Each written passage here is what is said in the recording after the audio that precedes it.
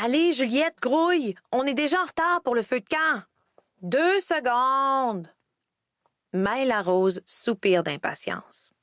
En 6 étés passés au camp de vacances Cité Sauvage, elle n'a jamais manqué un seul rassemblement et elle ne compte pas s'en priver pour la toute première fois à cause d'une cousine qu'elle connaît à peine.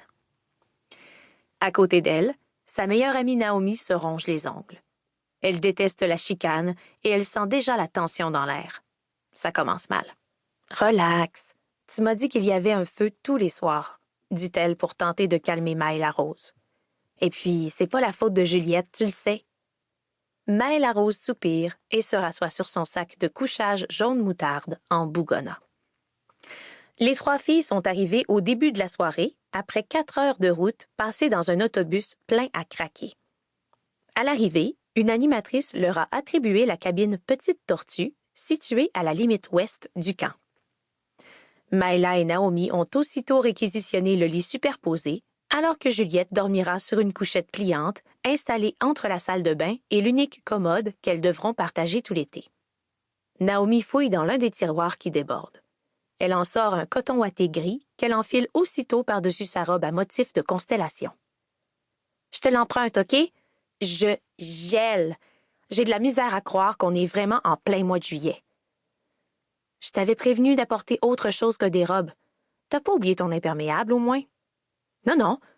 En tout cas, j'espère que le feu va me réchauffer un peu. »« Ouais, ben ça, c'est seulement si on réussit à partir avant qu'il soit éteint, » réplique Maëlle Rose en jetant un regard vers la salle de bain. « J'ai presque fini! » lance Juliette derrière la porte. Naomi devine que sa meilleure amie est sur le point de perdre son sang-froid.